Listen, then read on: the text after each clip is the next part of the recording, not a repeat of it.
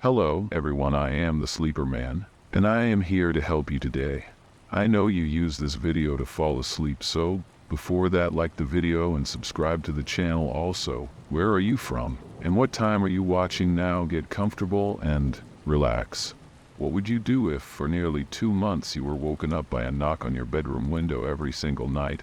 No trees, no wind, just the unmistakable sound of knuckles on glass. Alone, terrified and desperate for answers, I tried everything to make it stop. But what I discovered the night my father stood guard with a shotgun still haunts me to this day. This is my true story, and it's one you won't forget. When I was 12, something strange started happening, something I couldn't explain, and no one seemed to believe. It began with a knock. A simple knock on my bedroom window, late at night. At first I thought it was just the wind or maybe an animal, but that idea quickly faded. You see, the sound wasn't random. It was too deliberate, too much like someone using their knuckles. It started just after midnight and continued for nearly 2 months. My room was at the back of our ranch house, facing a vast cornfield. There weren't any big trees close by, so the idea of branches scraping the glass didn't fit. No, this was something else. It was like a horror story coming to life. The first time it happened, I was dead asleep, dreaming about who knows what, when the noise pierced the silence of the night. It jolted me awake, my heart hammering in my chest. I listened, hoping it wouldn't happen again, but it did. 3 knocks, clear, distinct and chilling. I tried to shake it off, convincing myself it was nothing, but it kept happening. Every night, sometime between 11 p.m. and 2 a.m., like clockwork. The thought of pulling back the blinds to check outside was terrifying. It wasn't just the dark that scared me, but the thought of seeing someone or something staring back. Nights became the stuff of scary tales. I found myself staying awake, lying in bed with my eyes wide open, waiting for the sound that I knew would come. After about a week of sleepless nights, I asked my younger sister if she was playing tricks on me. Her reaction was immediate. She freaked out, said I was scaring her, and ran to tell our parents. Naturally, they thought I was just making things up. Sleep horror, they said. You're having bad dreams. But I knew what I heard. These weren't nightmares. This was real. It was like one of those true stories you hear about late at night when you can't sleep, the kind that sticks with you long after. The knocking continued, and it started to wear me down. I became a zombie during the day, exhausted and irritable. I wasn't sleeping, wasn't focusing in school. A teacher pulled me aside one day, concerned about my day's state. When I told her about the knocking, she didn't dismiss me like everyone else. Instead, she took me to the principal, and they called my mom in for a meeting. I never found out what was said behind those closed doors. That night, my mom slept in my room, determined to prove I was just imagining things. ID told her it always happened after midnight, so she camped out on the trundle bed, saying she would stay up until the knocks came. I lay there waiting for something to happen, my heart already racing before it even began. Time passed slowly, the minutes stretching on like an eternity. It felt like the rain sounds outside were mocking my fear, as if the world knew what was coming, but no one else did. Around 1:30 a.m., there it was. Tap, tap, tap, tap. My body froze with fear. I wanted to yell, to wake my mom, but when I glanced over to where she was supposed to be sleeping, the bed was empty. Panic surged through me. Where had she gone? I could feel my pulse in my throat, the sound of my own breathing suddenly too loud in the silence. The knocking continued, steady and deliberate. I was too scared to move, too scared to even turn on the light. I lay there, terrified, trying to make sense of why my mom had left me. The knocks seemed louder than ever, like they were meant for me alone. They stopped after about 30 seconds, but it felt like a lifetime. Once the silence settled back in, I somehow summoned the courage to slide out of bed, staying as low to the ground as possible. Army crawling across the floor, I made my way down the hall and into the living room. To my shock, my parents were both there, asleep on the couch with the TV on, as if nothing unusual had happened. I stood there for a moment, my legs shaking beneath me, trying to process it all. The feeling of being utterly alone, even in a house full of people, hit me hard. Before I could stop myself, I started crying, the kind of uncontrollable sobbing that comes from a place of pure fear. My parents jolted awake, completely startled. My dad, grumpy and confused, asked what was going on, and I told him about the knocking again, about how it had happened right after Mom left. He snapped. "Fine," he said, his voice sharp. "Tomorrow, me and you are going to sit outside and wait for this knocker, and we'll bring my shotgun, just in case." I wasn't sure if he believed me or if he was just trying to scare me into dropping the whole thing, but either way, I felt trapped. My mind was racing, torn between relief that someone would finally see what I'd been experiencing and fear about what we might actually encounter. That night, I barely slept. The idea of my dad sitting outside with me, shotgun in hand, only made the fear worse. What if we did see something? What if the knocks weren't just in my head? My thoughts spiraled in a way only scary stories can, each possibility more terrifying than the last. Morning couldn't come fast enough. The next night came faster than I wanted. My dad was a man of his word, and as promised, we were out there, huddled in the cold before midnight, hidden between the back deck and the side of the house. I wore black. He wore his old camo hunting jacket, and we had a clear view of both the cornfield and my bedroom window. My stomach churned with nerves, but my dad seemed calm, almost bored. He had his shotgun resting across his lap, though I could tell he didn't expect anything to happen. The sky was clear, and the moon cast a pale light over the landscape. The only sounds were the soft rustling of corn in the wind and the occasional distant cry of a night bird. I stared at my window, waiting, expecting the worst. My dad tried to reassure me, saying maybe it was just animals I'd been hearing. Could be deer, he mumbled, but that didn't make sense. The knocks were too precise, too human. I wanted to believe him though, wanted to think it was all just in my imagination. Time passed, and my eyes grew heavy. I fought sleep, but the cold night air and the quiet got the better of me. Eventually I dozed off, curled up next to my dad with my back against the cold siding of the house. I woke up to him gently shaking me, whispering that it was almost 4 a.m. and we should head inside. He hadn't seen or heard anything all night. I felt a mix of relief and frustration. Maybe it really was all in my head. Maybe I'd imagined the true stories I'd been telling everyone. As I followed him inside, my body was exhausted, but my mind wouldn't rest, and then it happened. Just as we were about to close the back door behind us, a deafening bang rattled my window. It was so loud it shook the blinds and echoed across the yard. My dad stopped in his tracks, his face frozen with disbelief. The shotgun fell from his hands, landing on the deck with a dull thud. For a moment, everything went silent. My heart pounded in my chest, my legs shaking. I had never seen my dad look scared before, but in that moment he was pale, his eyes wide with something I can only describe as shock. I couldn't breathe, couldn't move.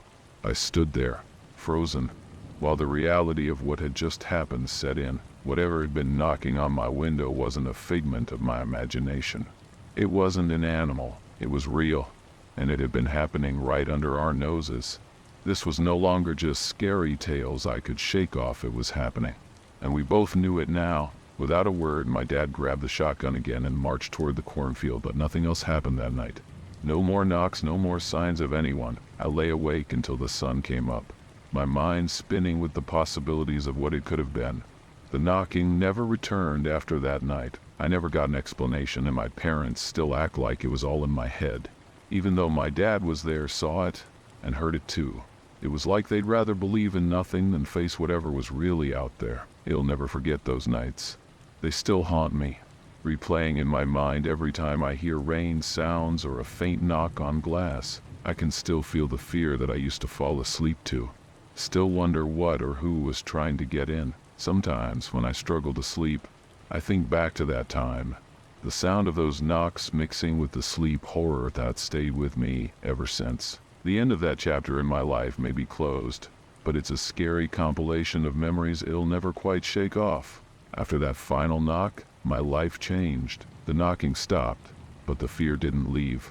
I couldn't trust the quiet anymore. It became something I dreaded, a warning of what could come next. The silence in the house at night was deafening. Even after weeks passed, every creak or shift in the house had my nerves on edge. The cornfield behind my window, once just a backdrop, had become a living, breathing thing, hiding whatever or whoever. I tried talking to my parents again, asking them to explain what had happened, but my dad clammed up whenever I mentioned the window. It was like the event never took place. Head shrug and change the subject, acting like the whole thing was just a scary story I'd outgrown. But I knew better. There was something out there. I had felt it, heard it, and so had he, even if he wasn't ready to admit it. At school, I struggled to concentrate. I still wasn't sleeping well, and the anxiety followed me everywhere. One afternoon, my teacher pulled me aside again, asking how things were going at home. I could tell she was genuinely concerned, but I didn't know what to say. How do you explain to someone that your own house had become a place of dread, that the nights were filled with an eerie quiet that carried a weight you couldn't describe? I just told her things were fine. She didn't buy it though, and before long, my parents were back in the principal's office. This time they told me it was to discuss my sleep issues, but I knew they were just trying to find a way to make sense of everything. They wanted it all to go away, and in a way, I did too. I wanted to be normal again. I wanted to sleep without fear. One evening when I couldn't take it anymore, I found myself standing in front of the window, staring out into the cornfield. It was late, and the moon was hidden behind thick clouds. I could barely see anything, but I could feel something. The silence pressed in from all sides, thick and heavy. I didn't want to move, but I couldn't look away either. Suddenly I thought I saw movement at the edge of the cornfield. My heart raced, and I stepped back, bumping into my bed. I strained my eyes, trying to make out the shape, but whatever it was melted back into the darkness. My body froze. It was the same creeping terror I'd felt during the true stories.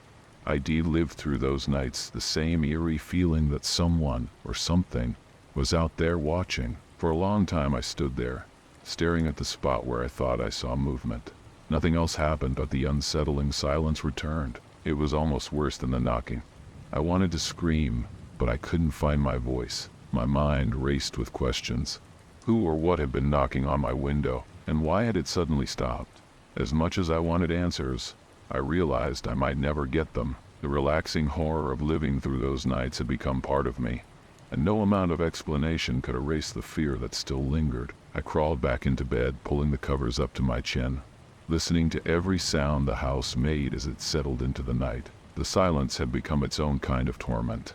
Every time I tried to sleep, my ears strained for a noise that might not come. I wished for the simple comfort of rain sounds to drown out the stillness, but all I had was the steady beat of my own heartbeat, reminding me that the scary tales weren't just stories, they were real, and I had lived them. Sleep eventually found me, but it was the restless kind, full of fragmented dreams and memories I couldn't shake. In the morning, the sun would rise, and everything would seem normal again, but I knew the truth. The darkness held its own secrets, and even though the knocking had stopped, I couldn't escape the feeling that it hadn't truly ended. I still think about those nights sometimes, especially when the quiet gets too deep, when the wind whistles through the trees, or when I hear a faint knock in the distance. The memories stay with me, replaying like a scary compilation in the back of my mind.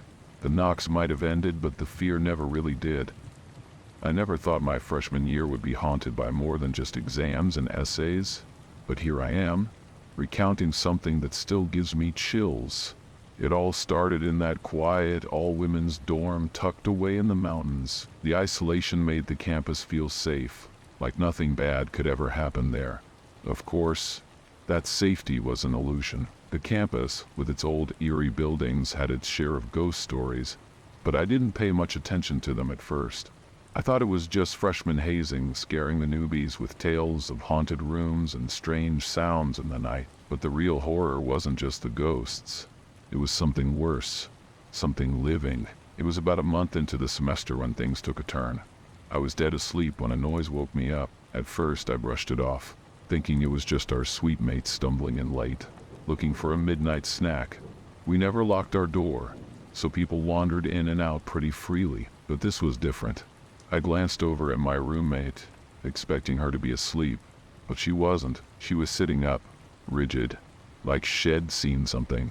My heart started pounding. but I tried to shake off the feeling of unease. I heard the noise again, this time clearer, and turned toward the door. There was a dark shape, blurry but unmistakably there. Now, I'd heard a lot about horror stories. True stories that were supposed to make you jump.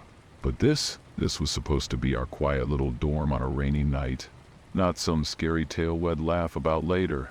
I squinted, too tired to process what was happening. "Get out of here," I muttered, thinking it was one of our friends being obnoxious. I rolled over and went back to sleep, not giving it much thought. I mean, who gets freaked out by shadows in the middle of the night, right? The next morning, my roommate wasn't so nonchalant. She was terrified. I'll never forget the look on her face as she tried to piece together what had happened. She insisted that someone had been standing in our doorway. "It wasn't one of our friends," she said. "It wasn't someone we knew." I tried to laugh it off, but her fear was contagious. Reluctantly, we went to our RA to report it, half expecting her to tell us we were overreacting. Instead, she told us something that made my blood run cold. The dorm, as it turns out, used to be a field hospital during the Civil War, and legend had it that the ghosts of lost soldiers still roamed the halls, knocking on doors late at night. I wanted to brush it off, to tell myself it was just a ghost story, something to scare us. But that shadow, I couldn't shake the feeling that it was more than just an overactive imagination. It wasn't long before our late night experience turned into an obsession. We started talking to the other girls in the dorm, hearing their own versions of scary stories. True stories passed down from upperclassmen. Knocks in the middle of the night, cold spots in the hallway, strange noises in empty rooms. We turned it into a game, a ghost watch, staying up late to see if we could catch a glimpse of the shadow again. But as the days passed, it started feeling less like a game and more like something to be afraid of. The knocks got louder, the shadows seemed darker, and the feeling of being watched became harder to ignore. The thrill of ghost stories quickly faded as the unsettling experiences became more frequent. The first night we heard the noises, it was just a soft rustling through the walls. Nothing alarming, just faint and distant, like a whisper carried on a breeze. But as time went on, the sounds grew louder and more disturbing. It was no longer just occasional knocks or shuffling. It was a constant presence, like someone or something was moving through the walls, always just out of sight. My roommate and I became increasingly on edge. We tried to maintain a sense of normalcy, attending classes and hanging out with friends, but the anxiety lingered. Each creak of the building or rustle in the dark was a reminder that something was wrong. Our Ray, the skeptic, dismissed our concerns with a roll of her eyes, suggesting we were just letting our imaginations run wild. Upperclassmen love to scare freshmen, Shed said, but we knew better. It wasn't just stories. It felt real. One night, a friend from down the hall came to our room, her face pale and her voice shaking. She had seen something strange in her window, a face pressed against the glass, looking in. We listened, horrified, as she described the face's distorted features and the way it seemed trapped, unable to get away. It was hard to believe, but her terror was palpable. We all felt like we were part of some nightmarish tale, one that was unfolding right outside our doors. As the weeks went by, the novelty of the ghost stories wore off. What had been an exciting game now felt like a relentless torment. The noises grew louder, the shadows darker. I remember one night, my heart pounding in my chest as I lay in bed, trying to convince myself it was just my imagination. But the shadows at the door seemed closer, more defined. The rustling through the walls sounded like it was right next to me. My roommate and I would lie awake for hours, jumping at every creak and whisper. The sense of dread was overwhelming. We tried to convince ourselves it was just stress, that the ghosts were only in our heads. But then came another night, another encounter. This time, the shadow at the door seemed more solid, more threatening. I felt a cold sweat break out as I lay there, my mind racing. The shadow seemed to press closer, filling the room with a palpable tension. My fear reached a breaking point. Filled with a mix of anger and desperation, I sat up and shouted at the shadow to leave us alone. The room fell silent. For a moment, nothing happened. And then, just as suddenly as it had appeared, the shadow was gone. After that night, we hoped things would settle down. We were relieved, or at least I was. that the shadow seemed to have vanished. We thought perhaps our assertive yelling had driven it away, but the relief was short-lived.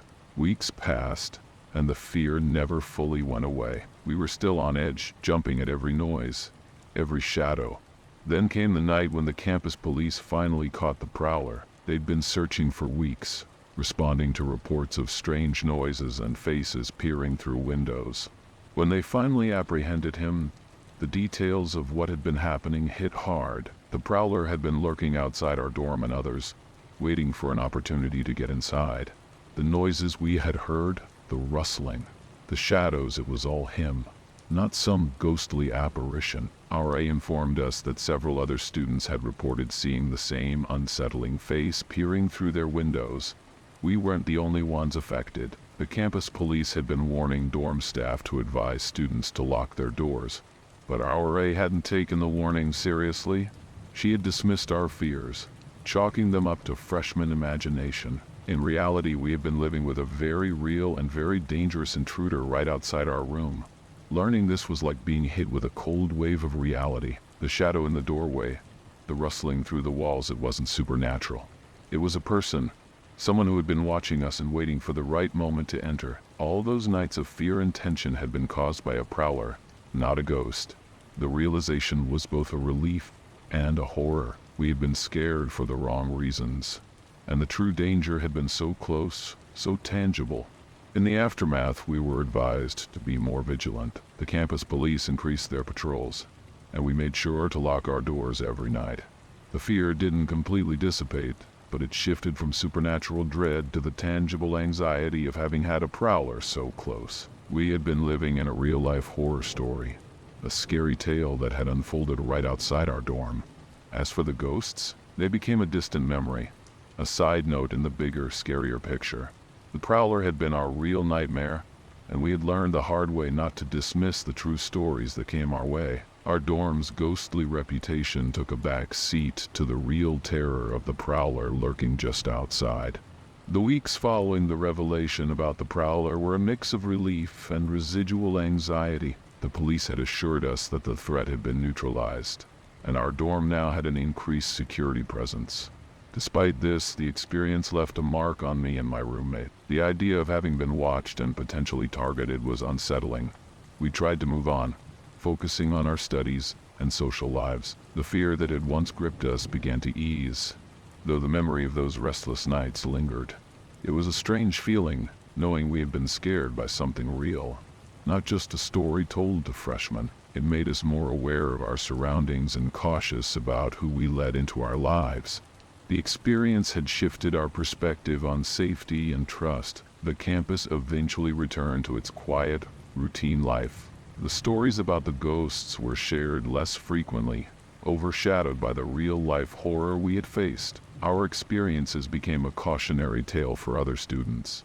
We shared our story with new freshmen, not to scare them, but to remind them of the importance of vigilance. The supernatural tales that once seemed so vivid now felt like distant echoes. As time passed, the incident became a part of our college history, a chapter in the broader narrative of campus life.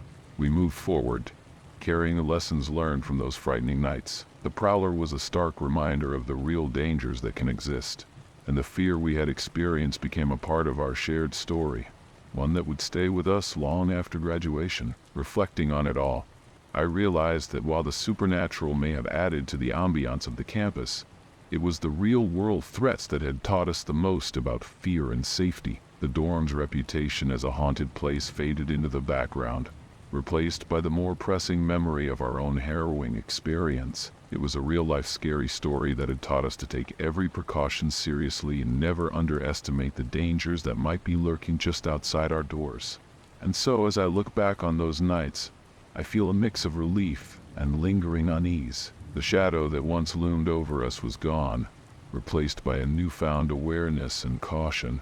We had faced a true test of fear, one that had left us wiser and more vigilant, prepared for whatever might come next in our lives. The dorm was no longer just a place of ghost stories, but a testament to our resilience and the real-life horror we had survived.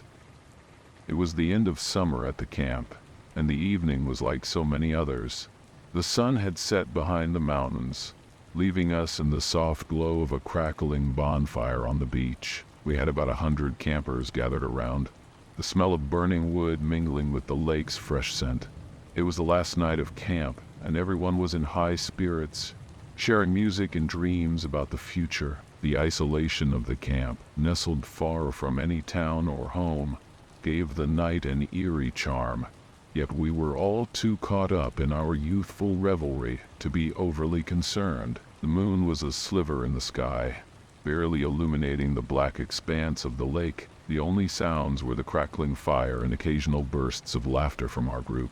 We were playing our favorite songs, trying to impress our crushes with our best dance moves. It was a night of goodbyes and promises to stay in touch, punctuated by the inevitable sadness of parting. Just as I was about to toast a marshmallow, a voice cut through the night like a knife. "Please, somebody help me." The cry was so startling that everyone fell silent, eyes wide as we looked around.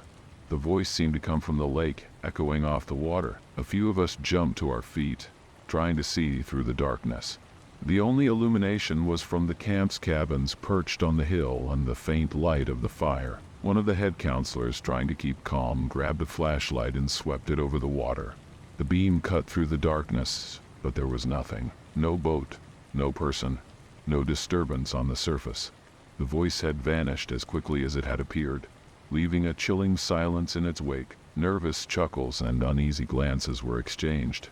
It had to be a prank, right? Someone's twisted idea of a joke. Before we could settle back into our evening, the voice came again. This time, it was closer, filled with desperation. "Please, somebody help me!" Panic spread among us as flashlights flicked on again, scanning the water frantically. "Where are you?" "We can't see you," one counselor shouted, but there was no response. The seriousness in his voice, combined with the lack of an explanation, made the hair on my arms stand on end. Without another word, the head counselor instructed us to our cabins immediately. The sudden urgency in his tone was enough to make everyone scramble up the hill. Abandoning the camaraderie of the evening, staff members were assigned to keep watch over each cabin, and the night turned into a blur of whispers and speculation. We stayed up talking about what we had heard, trying to piece together an explanation, but sleep was elusive. We all felt a creeping unease, wondering what had really happened out on that lake.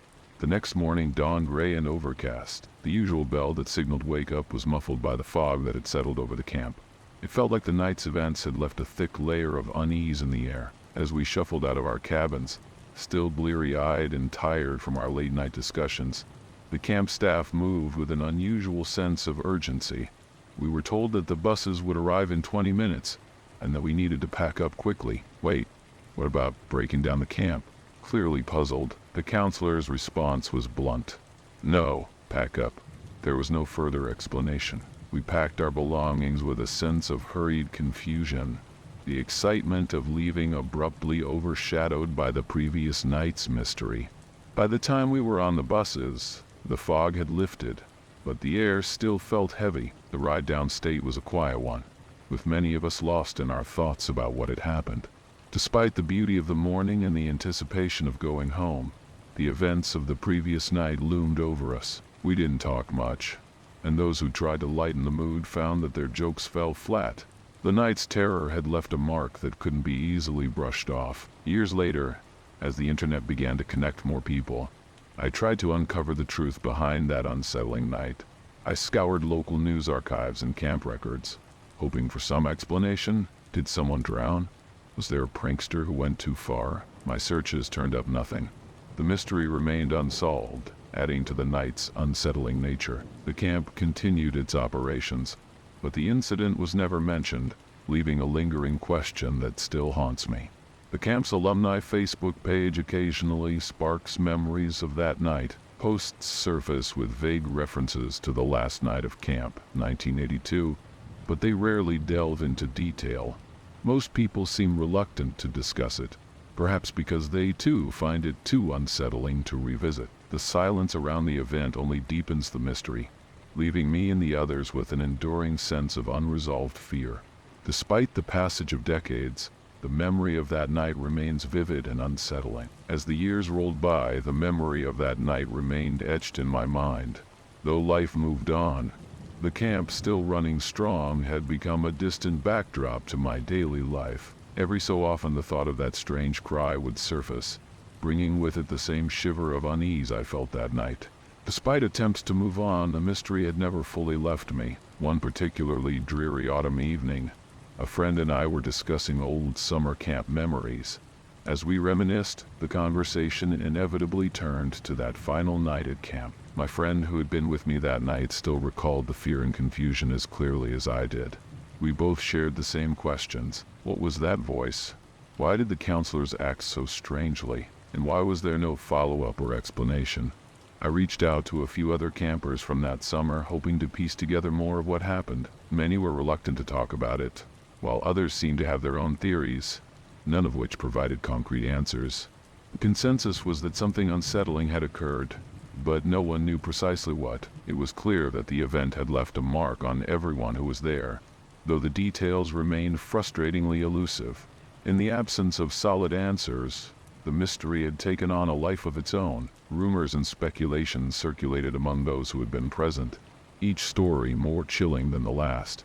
Theories ranged from a prank gone wrong to a more sinister explanation, but none seemed to fit the facts completely. The unanswered questions became a part of the camp's lore, adding an eerie layer to the otherwise joyous memories of summer.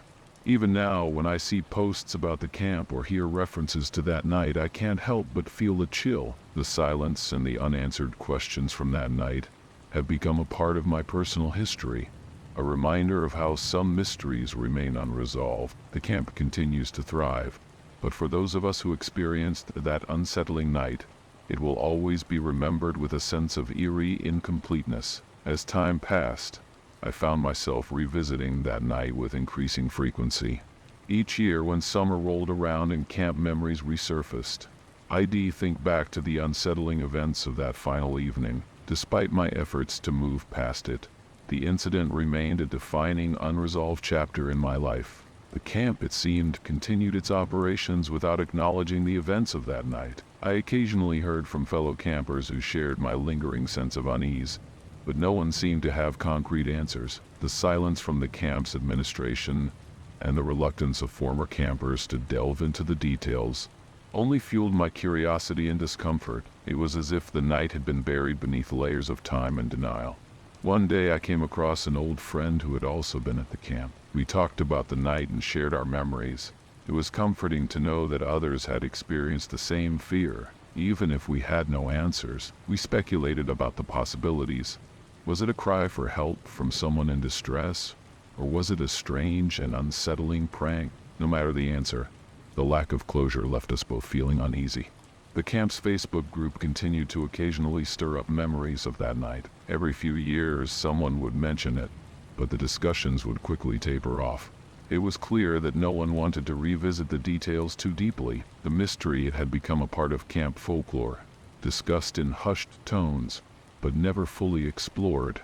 In the end, the echoes of that night remain with me, a reminder of how some events stay with us despite the passage of time. The unanswered questions and the eerie silence have become a part of my own personal history, a testament to the mysteries that linger in the shadows of our past. The camp still thrives, but for those who experienced that chilling night, it remains a haunting memory, forever etched in the fabric of our summer camp experience. Summer of '97 was one of those sweltering seasons where even the shadows seemed to sweat. My mom and I were on our way from Revere, Massachusetts to Bear Brook State Park in New Hampshire. Dad was set to join us the next day after finishing up some work, so it was just the two of us, eager for a weekend of camping. The drive was long but uneventful, and as the sun dipped below the horizon, we arrived at our campsite. The tent went up smoothly, and the campfire crackled to life, casting a warm glow against the encroaching darkness. The camp was peaceful, filled with the sounds of nature and the occasional burst of laughter from nearby campsites. That was until we noticed the lone man in the campsite across from ours. He had greasy hair, worn clothes, and a bizarre routine. He kept running at a wooden post, leaping onto it, and then trying to balance himself on one foot. It was odd and almost hypnotic, but we shrugged it off as the behavior of an eccentric camper. My mom joked that maybe he was trying out for the circus, and we had a good laugh about it.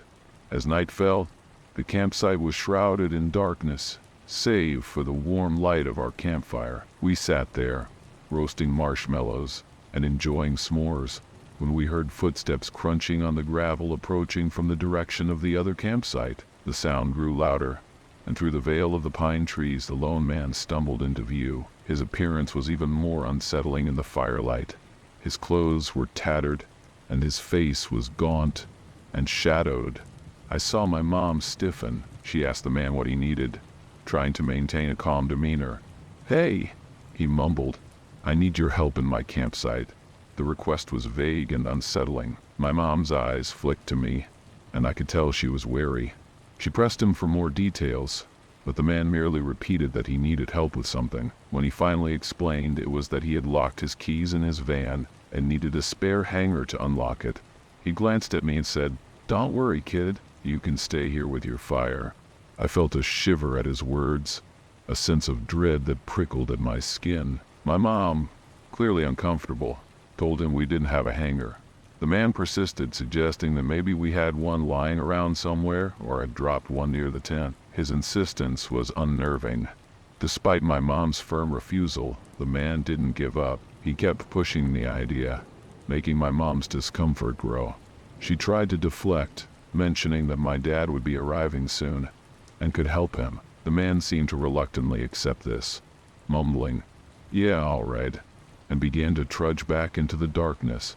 Before disappearing completely, he turned around and said, "Well, if you do find a hanger, come help me. It'll be here."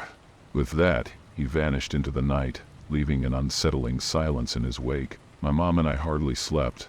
Every rustle and creak outside the tent made us tense. I could sense her worry, the fear that someone might be lurking outside, and it was only later, as dawn approached, that we finally managed to drift off, our sleep fitful and shallow. Morning light filtered into our tent, soft and pale, promising the end of the unnerving night. I blinked awake, groggy and disoriented, as the sunlight played across the tent walls. My mom, still on edge, seemed relieved that the night was over. We both emerged from the tent, stretching and yawning, only to find that the campsite across from us was empty. The strange man in his van had disappeared. The only sign of their presence was a sense of unease that lingered in the air. As we went about our morning routine, making breakfast and preparing for the day, I couldn't shake the feeling of discomfort that the previous night had left behind. The sounds of chirping birds and rustling leaves seemed oddly distant, as if the forest itself was holding its breath. My mom tried to act normal, but her attempts at casual conversation and cheerful comments felt forced. I could tell she was still rattled by the encounter. Later that day, as we were tidying up around the campsite, I heard my mom exclaim in surprise. Curious, I hurried over to her. She was kneeling beside our tent, holding something in her hand. It was a thin metal wire, bent and twisted into the shape of a hanger. My heart skipped a beat. The very object that the strange man had asked for was now lying on the ground beside us. My mom's face was a mask of confusion and concern. Where did this come from? She wondered aloud. We hadn't noticed it before. It seemed out of place, like a piece of a puzzle that didn't belong. I could see the worry etched into her features as she inspected the wire. "Am not sure," she said slowly, "but it's a little too coincidental." The discovery of the hanger added a layer of dread to our already unsettling experience. The man's insistence on having one seemed to take on a more sinister edge. Why would he have wanted it so badly, and how it had ended up on our campsite? My mom and I exchanged uneasy glances, both of us trying to make sense of the strange event. It was as if the lingering sense of fear from the previous night had materialized into this tangible object. The rest of the day passed in a haze of confusion and tension. Every sound, every shadow seemed to carry a hint of menace. The peaceful surroundings of Bear Brook State Park felt alien, and the campsite, once a refuge, now seemed like a place where unsettling things could happen. As evening approached, I couldn't help but feel a gnawing anxiety, wondering if the strange man would reappear or if the unsettling events of the night before were just the beginning of something more. The sun dipped below the horizon, casting long, eerie shadows across the campsite. Nightfall brought a chill that seeped into the air, and my mom and I set about preparing our evening meal with an underlying sense of foreboding. Despite our efforts to act normal, a tense silence hung between us, broken only by the crackling of the campfire. The sky darkened, and the familiar sounds of the forest seemed to deepen in the night.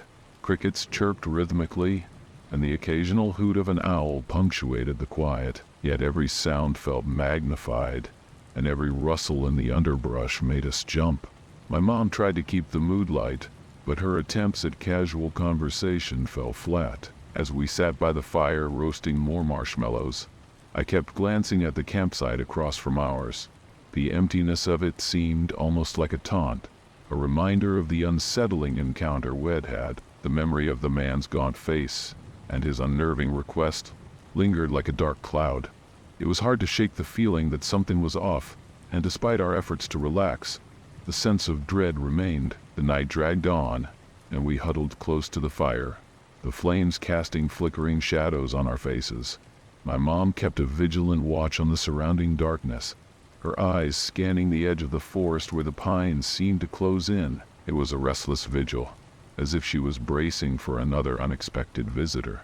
The fear of what might come next gnawed at us, turning the serene environment of the campsite into something ominous. Around midnight, the forest was wrapped in a heavy silence. The occasional gust of wind rustled the leaves, and the sound of rain beginning to patter on the ground added a new layer of unease. It wasn't heavy, but it was steady, one of those drizzles that seemed to come out of nowhere and make everything feel damp and cold. The rhythmic sound of rain on the tent made it feel as if the world outside was closing in on us. My mom's anxiety was palpable. She kept checking the tent, making sure everything was secure, and occasionally peeking out into the darkness. It was clear she was as unsettled as I was, if not more.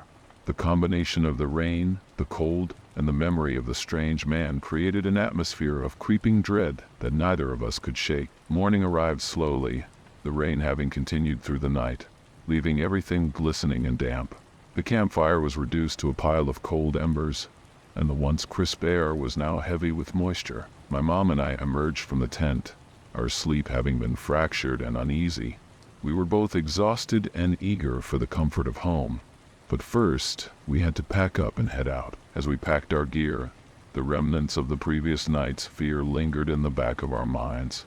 The campsite across from ours remained empty, and there was no sign of the mysterious man. The disappearance of his van and his unsettling request seemed even more bizarre with the passing of time. It felt like an odd chapter that would remain unresolved. While we were gathering our things, I noticed something strange near the base of a tree, not far from where we had set up camp. It was a small, tattered piece of paper, crumpled and partially buried in the mud. I picked it up and unfolded it carefully. The paper was old and stained, and the handwriting was barely legible. It was a single sentence scrawled across it: "The forest never forgets." My mom saw me examining the paper and walked over. She took it from me, her face paling as she read the words. "Where did this come from?" she asked, her voice trembling. I didn't have an answer. We hadn't seen the paper before, and it wasn't something either of us had noticed in the dark. The discovery left us feeling even more unsettled. The ominous message seemed to echo the fears we had experienced throughout the night. It was as if the forest itself was trying to remind us of something dark and unsettling. We quickly packed the remainder of our things, each movement filled with a sense of urgency. By late morning we were finally ready to leave Bear Brook State Park.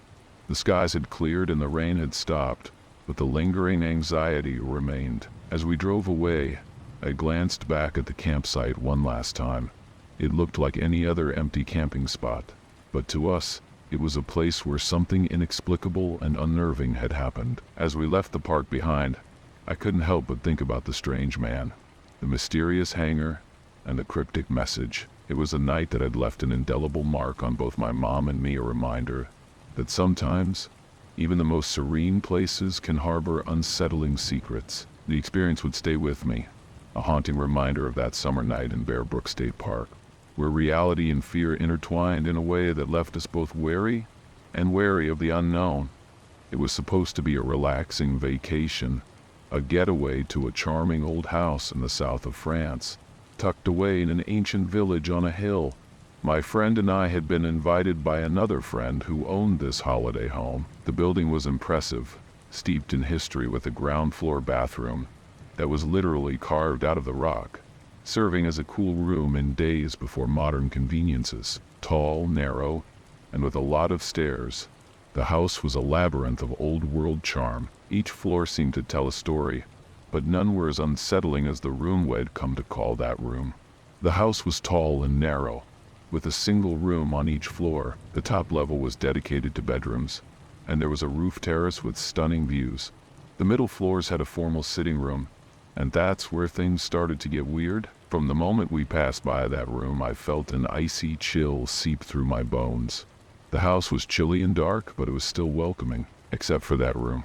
My blood ran cold every time I passed it, as if every nerve in my body was screaming, "Run!" The room was empty, but the feeling it gave off was anything but inviting.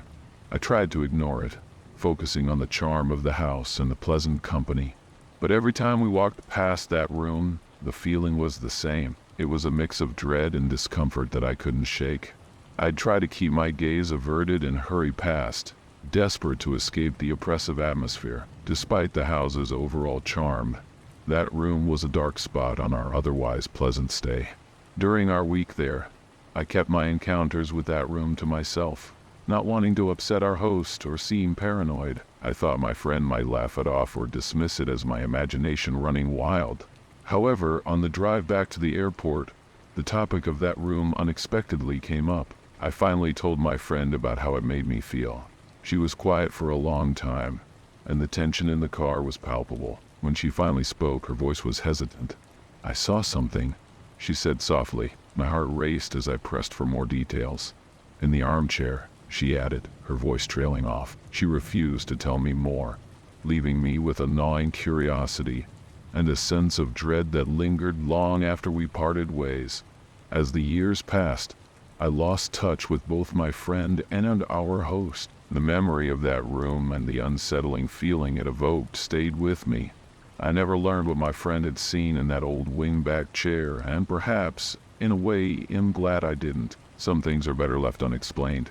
The sun had long set by the time we arrived at the house. The ancient structure loomed against the twilight sky, casting long shadows that danced eerily in the fading light. Inside, the house was every bit as charming as advertised, with its creaky wooden floors and old-world decor. The air was cool, a constant reminder of the house's age. My friend and I unpacked our things, excited about the week ahead. But I couldn't shake the uneasy feeling that had taken residence in the pit of my stomach. The first night was supposed to be relaxing, but sleep eluded me.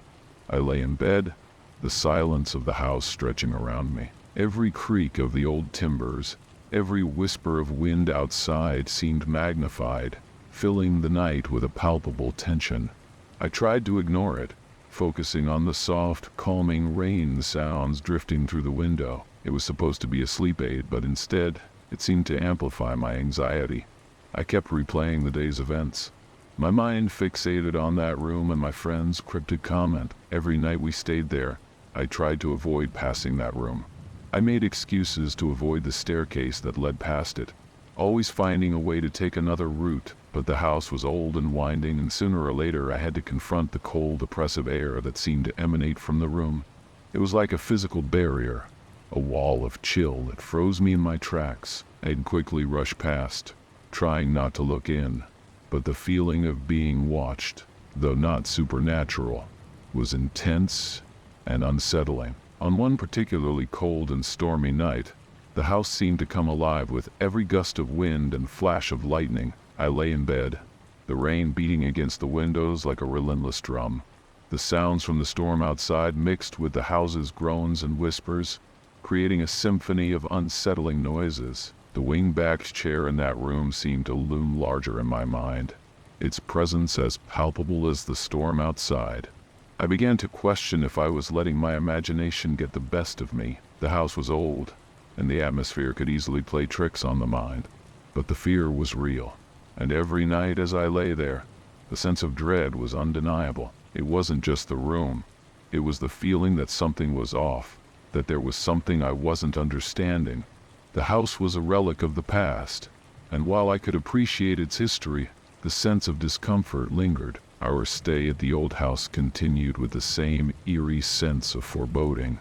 Each night as we navigated the labyrinthine hallways and climbed the creaky stairs, the atmosphere seemed to press in on me. The house, despite its charm, held a deep, unsettling presence. Even during the daytime, when the light should have alleviated my fears, the shadow of that room lingered. My friend and I went about our days, exploring the beautiful countryside and enjoying the local cuisine, but the unease followed me everywhere. One afternoon, while my friend was off exploring the nearby village, I took a moment to sit alone in the sitting room. I tried to calm my nerves by focusing on the picturesque views from the window and the soothing rain sounds that seemed to provide a temporary reprieve from my anxiety. I allowed myself to relax a bit, but the feeling of dread was always lurking, ready to pounce the moment I had to pass by that room. Later that day, my friend returned, and we settled into the sitting room for a chat. I took a deep breath, hoping to broach the topic of that room without sounding too paranoid. "You know," I began cautiously, "I've been feeling really weird about that room. It's just unsettling. Have you felt anything strange about it?" My friend looked up from the book they were reading, their expression unreadable. For a moment there was silence. Then they set the book aside and met my gaze. "Actually," they said, "I've been feeling the same way. There's something about it that just doesn't sit right." I was taken aback. I had been so focused on my own fears that I hadn't considered that my friend might be experiencing the same thing. "Really? You think it's just the old house playing tricks on us?" My friend shrugged. "Maybe.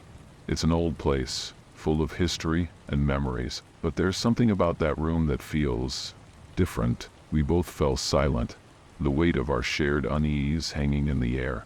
The conversation did little to ease my tension, but it did provide some comfort to know that I wasn't the only one feeling this way. The house was old and mysterious, and its history added layers to the feeling of discomfort that seemed to cling to us.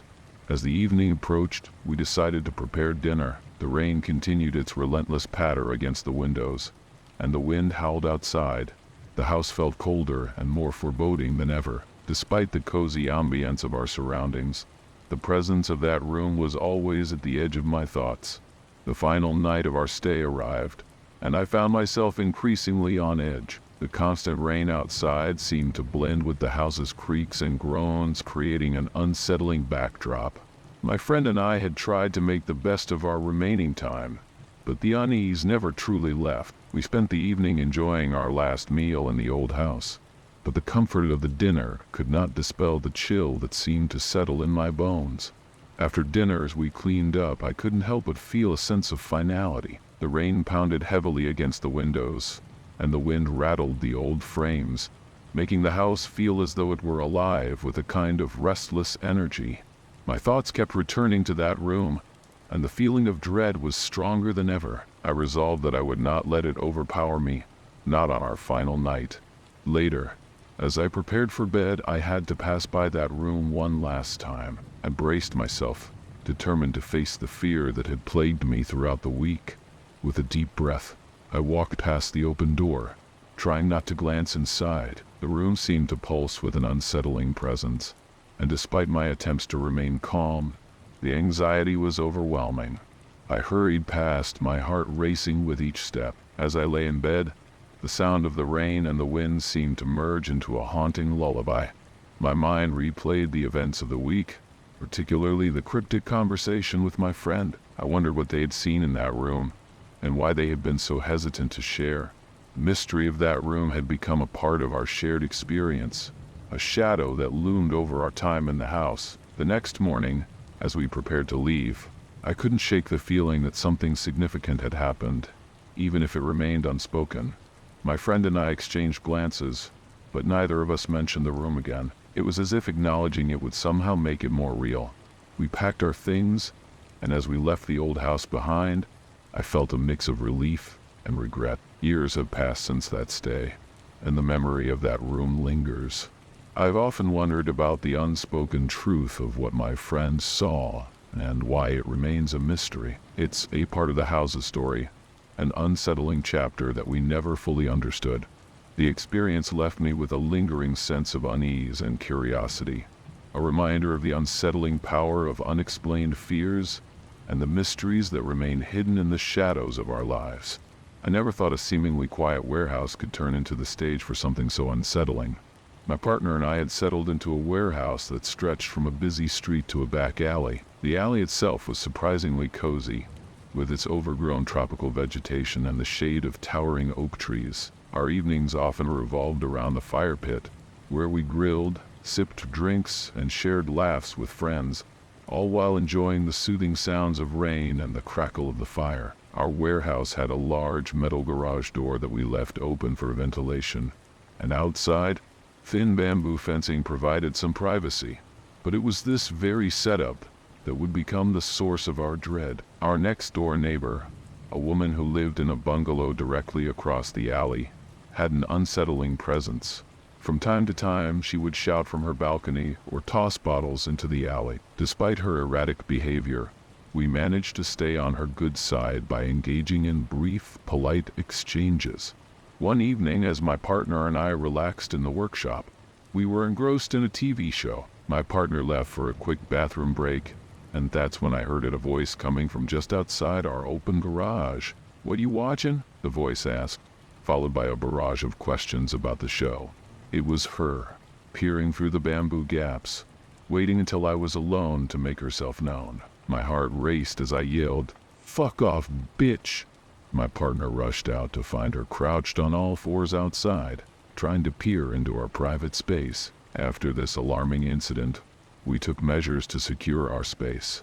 CCTV cameras were installed, and we ceased our fire pit gatherings. The woman's behavior had escalated, and we had become the primary targets of her outbursts.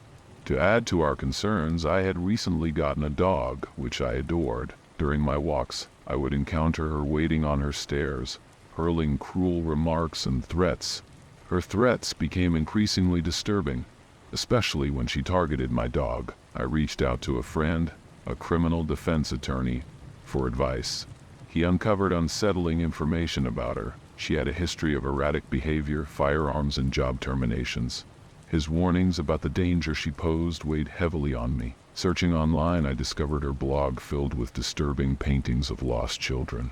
It was clear that her distress went beyond mere irritation. The situation grew more chaotic, with loud, violent episodes and police visits. The landlord eventually evicted her, and we watched her final departure through our CCTV, hoping she wouldn't damage our property. Her car would frequently drive by, cursing and throwing trash. We felt a sense of relief when her presence diminished, but the unease remained. Our new neighbor, a single man, moved in and seemed slightly off. His behavior, combined with the previous tenant's history, kept us on edge. After the eviction of our troublesome neighbor, we hoped for a more peaceful chapter. However, the arrival of the new tenant brought its own set of unsettling experiences. This man, a single occupant of the neighboring unit, appeared benign at first glance. He kept to himself and never spoke much, but his presence quickly began to unsettle me. He left his balcony window open during storms and hurricanes, which struck me as peculiar. My partner and I often debated whether his tenancy was legitimate. We had never seen him move in or out, nor did we observe him using any form of transportation. His interactions with me were limited to brief, almost unintelligible exchanges. He rarely spoke to my partner, adding to the sense of unease. I couldn't shake the feeling that something was off about him, especially when he began spending more time on his balcony. One morning, as I walked my dog, I encountered him waiting at the base of his stairs. It felt oddly prescient, as if he knew I was coming before I even appeared. I tried to ignore the creepy feeling and maintained a quick pace. However, his constant, almost invasive presence began to make me more anxious. How could he always be so well positioned to greet me? Was he waiting all day, or was he somehow aware of my schedule? The situation worsened when I noticed the lot next to the bungalow being cleared. As I walked, I realized that the new tenant's unit had a clear view of my route. One day, while walking, I had the unsettling sensation of being watched. I glanced up at his unit and saw fingers parting the blinds, peeking out from various windows. It became apparent that he was moving around his unit to observe me from different angles. I confided in my partner, who initially dismissed my concerns as over-anxious thinking. Nonetheless, he agreed to check the situation. He took my dog on a walk along my usual route and confirmed that the blinds in the tenant's unit were indeed warped, suggesting that someone had been peeking through them. After this, my partner insisted that I only walk the dog when he could accompany me or take a different route entirely. Despite our precautions, the man's behavior continued to unsettle me. It was as if he had an uncanny ability to know when I would be walking by. The constant vigilance, combined with the eerie sense of being watched, had me on edge. My anxiety grew, fueled by the combination of the man's peculiar behavior and the unsettling memories of our previous neighbor. Our uneasy cohabitation with the new tenant took a dramatic turn when the landlord decided to clear out the property entirely. Both the front house and the back units were deemed too problematic, and plans were made to demolish them. I watched the process with a mixture of relief and apprehension, hopeful that the end of this property's troubled history might bring some closure. The demolition began one morning, and the contractors arrived with their equipment, ready to tear down the old structures. The scene was oddly therapeutic, watching the buildings that had become a source of so much distress come crashing down. I found myself oddly satisfied as I saw the debris fall, each piece of the old structure turning to dust. The contractors, noting my keen interest, decided to put on a little show. They exaggerated their movements and made theatrical gestures as they dismantled the property, seemingly enjoying my enthusiastic scrutiny. I relished their antics, feeling a small sense of justice as the buildings that had haunted us were reduced to rubble. As the demolition progressed, the crumpled blinds from the tenant's unit were among the debris, their warped forms a stark reminder of the strange events that had unfolded. Seeing them in their final state, crushed under piles of rubble, felt like a weight lifted from my shoulders. The sight of the twisted, broken blinds and the destruction of the property was oddly cathartic. Yet, even as the lot was cleared, remnants of the unsettling past lingered. On two separate occasions while walking my dog, I stumbled upon objects that triggered memories of our previous tenant. The first discovery was a pair of cheap white lawn chairs, eerily similar to those once used by our former neighbor. They were left at the edge of a recently extinguished fire, surrounded by coconuts and broken bottles, a bizarre and unsettling scene. The second encounter was even more disturbing. I found two miniature plastic chairs, the kind used in dollhouses, wrapped in the wire fencing surrounding the now vacant lot. These chairs were tiny and out of place, their presence unsettling in the context of the property's recent history. They seemed to echo the disturbing arrangement of chairs once seen on the tenant's balcony. Despite the physical removal of the property, these remnants were a chilling reminder that the unsettling past might not be entirely behind us. The overgrown lot, now empty and silent, held traces of the anxiety and fear we had endured. The cheap chairs and miniature plastic items were haunting symbols of the property's dark history, leaving me with a lingering sense of unease. In the wake of the demolition, a lot where the problematic properties once stood was left as an overgrown expanse, much like the lots beside it. The new landscape was starkly different from what had been there before, yet it held its own unsettling mysteries. The eerie silence of the vacant lot contrasted sharply with the chaotic memories of the past. I continued to walk my dog through the area, finding a certain solace in the routine. Yet, the memories of our former tenants and their unsettling behavior lingered in my mind. Despite the physical destruction of their former home, the psychological impact remained. One day, while walking my dog along the edge of the newly vacant lot, I noticed something peculiar. At the edge of the lot where the remnants of the old structures had been cleared away, I saw a pair of cheap white lawn chairs. They were placed in a makeshift arrangement, reminiscent of the setup seen on the tenant's balcony. It was as if the chairs had been deliberately placed there, a ghostly echo of the past. The sight of these chairs brought a rush of memories of the unsettling encounters with the previous tenant, of the child-sized chair that had been a symbol of something tragic. I tried to convince myself that this was merely a coincidence, but the arrangement of the chairs and the way they were positioned made it impossible to shake the feeling of being watched. Later, as I was walking my dog, I came across a second disturbing discovery. Two miniature plastic chairs, identical to those used in dollhouses, were wrapped in the wire fencing surrounding the lot. Their presence was disconcerting, given the history of the property and the unsettling events that had transpired. These discoveries, though seemingly mundane, were deeply unsettling in the context of the property's past. They served as eerie reminders of the fears and anxieties we had faced during our time living in the warehouse. The juxtaposition of the new, overgrown lot with these strange remnants created a surreal sense of continuity, as if the unsettling history of the property was unwilling to be fully erased. In the end, the empty lot and its strange artifacts became symbols of the psychological impact of our experiences. The past tenants' actions had left a lasting impression, and the remnants of their presence continued to haunt the space, even in their absence. As I walked away from the lot, I couldn't help but reflect on how the past had shaped our present. The remnants of the past, from the cheap chairs to the miniature plastic ones, served as unsettling reminders of the fear and anxiety we had endured. Though the physical property had been removed, the psychological scars remained, a testament to the lingering impact of unsettling experiences. This chapter of our lives, marked by strange occurrences and unsettling remnants, had finally come to a close. The empty lot stood as a silent witness to the trials we had faced, and as I moved forward, I hoped that the memories of these eerie experiences would gradually fade, leaving only the echoes of a once troubled chapter behind.